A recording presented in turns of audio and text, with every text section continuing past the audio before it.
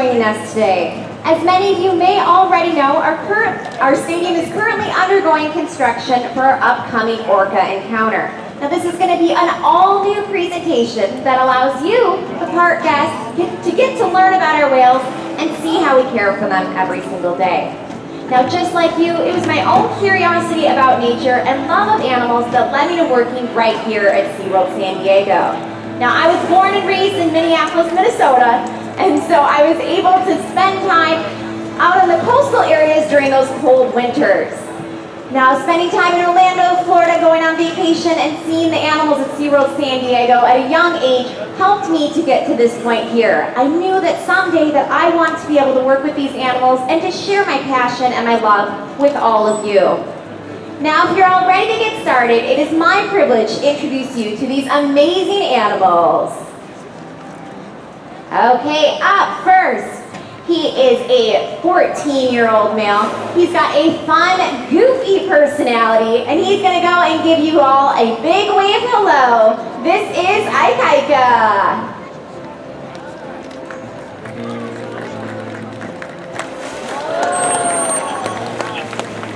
Up next, she is our oldest whale here at SeaWorld San Diego. She is 53 years old, everyone. Coming right out in the center there, doing a high spy hop. This is Corky.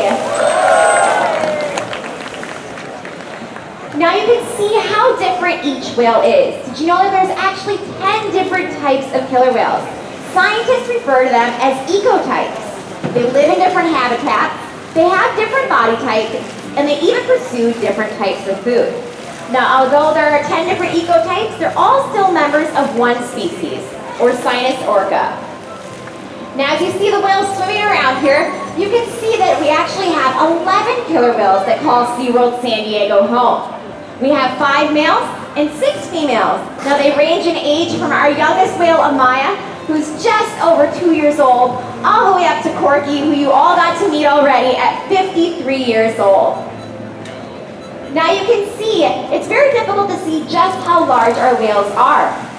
Our whales range in weight from about 1,200 pounds all the way up to just under 10,000 pounds. And the reason you can't see exactly how large they are is because of the camouflage of their body. Now this black and white color pattern that they have is actually a form of camouflage that helps to disguise their size and shape from their prey. It's called disruptive coloration. Now on the whale's back, you'll notice they have a dorsal fin. Now dorsal fins come in all different shapes and sizes. A common question we get asked all the time is why does the dorsal fin bend on some of the whales? Well, dorsal fins lack any skeletal support, such as bone or muscle, to support their height and weight. Instead, they're made out of a dense connective tissue. So the more time a whale spends at the surface of the water, both here at SeaWorld as well as out in the wild, the tissue in their dorsal fin can weaken and bend, causing it to curve.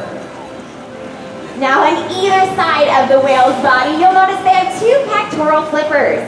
Now unlike their dorsal fins, which lack any skeletal support, the bones in their pectoral flippers are actually very similar to that of our hands.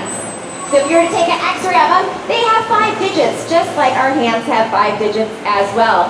Now they use these paddle-like flippers for steering and turning and stopping. Now on either side of the whale's face, you'll notice they have 2 white oval eye patches. Now a lot of people think that their eyes are located inside these oval eye patches. However, if you look a little bit closer, you'll notice that they're actually located just right in front of them, right by the corners of their mouth. Now it's believed that their oval eye patches, as well as that gray saddle patch, that gray patch of skin right behind their dorsal fin, these help the whales in coordinating hunting and swimming strategies. Once again, let's give it up for our amazing killer whales.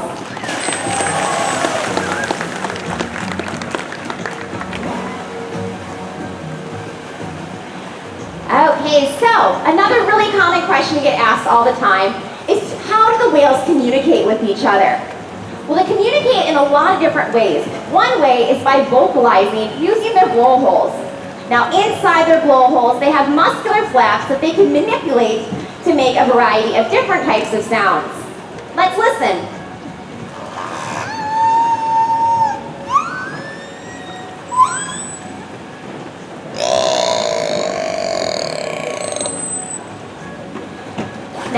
whale, each pod has their own unique dialect, their own set of calls, but they can also use their bodies to communicate, just like Ikaika is going to show us.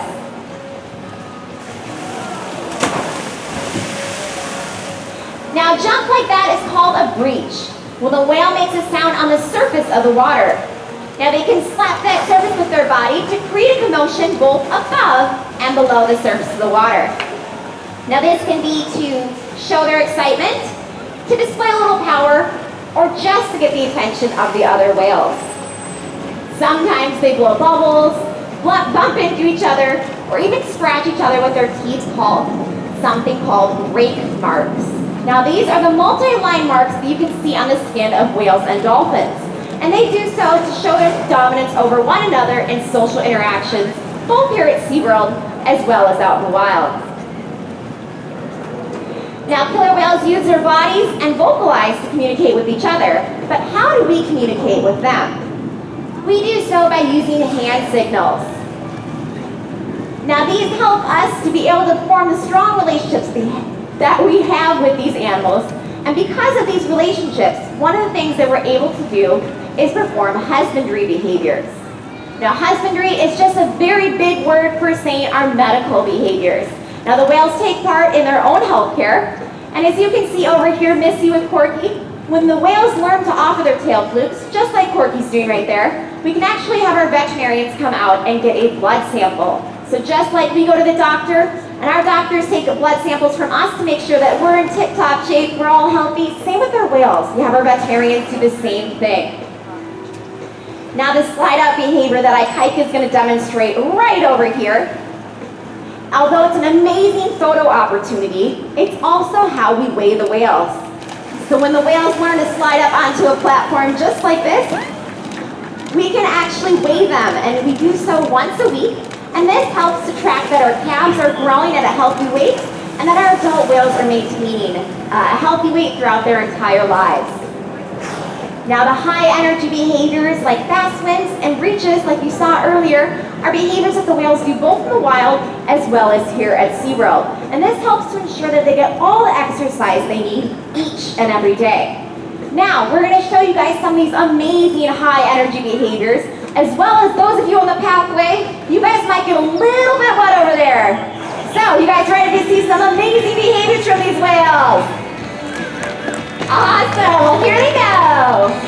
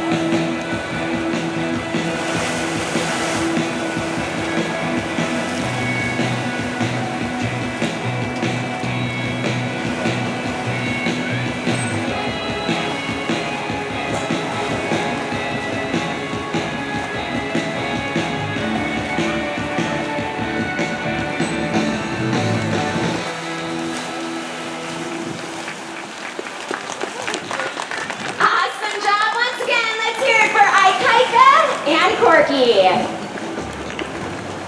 Now, nutrition is another really important aspect of caring for these whales. Just like you and I, each whale has different dietary needs. Amaya, who's our youngest whale, just over 2 years old, eats right around 55 pounds of fish every day. Whereas her dad, Ulysses, is our largest whale at just under 10,000 pounds, and he eats close to 200 pounds of fish each and every day. Now, it's important to note that regardless of what the whales do, whether it's participating in presentations just like this one, learning a new behavior, or just hanging out with their trainers, we make sure they get all their food each and every day. Now, this is important information that we can use to make sure that the wild populations of whales are thriving. because we know how much killer whales eat at different stages of their life. And this is invaluable. Now, another really important role that our whales here at SeaWorld participate in is in our research projects. Now, we have a bunch of different scientists from around the country. They're doing a lot of different research projects here with our whales. Now, one of my personal favorites is our hearing study, which we just wrapped up. So, how many of you have ever had a hearing test? Raise your hand. Yeah, when you go to the doctor, they usually do a hearing test just to make sure that you can hear at different pitches and different frequencies. Same with our whales here. We've taught them how to basically do a hearing test very similar to ones that we would do ourselves. So we have them target on an underwater apparatus, and when they hear the sound, what they do is we've taught them to blow bubbles. Now this helps us to see exactly what kind of a hearing range they have. And this can correlate to their wild counterparts because there's a lot of boat traffic, a lot of just noise in the ocean in general. And so by seeing what the range of the whales hear in, this can help us to correlate to those wild whales to make sure that there isn't traffic and boats and offshore drilling that's interfering with the whales there.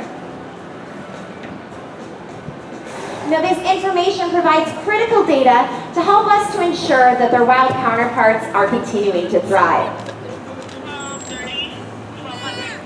Now killer whales are truly an amazing species, but their ocean habitats are in danger. So little things like that we can do, such as eating sustainable seafood, recycling, picking up trash, are all little things that we can do that can make a huge difference. It's our world, it's our chance. Let's make it right. Thank you all so much for joining us here today for this presentation. We hope you all enjoyed it, and you'll join us again late spring once our Orca Encounter opens up in our main stadium. Bye everyone, and have a great day at SeaWorld San Diego.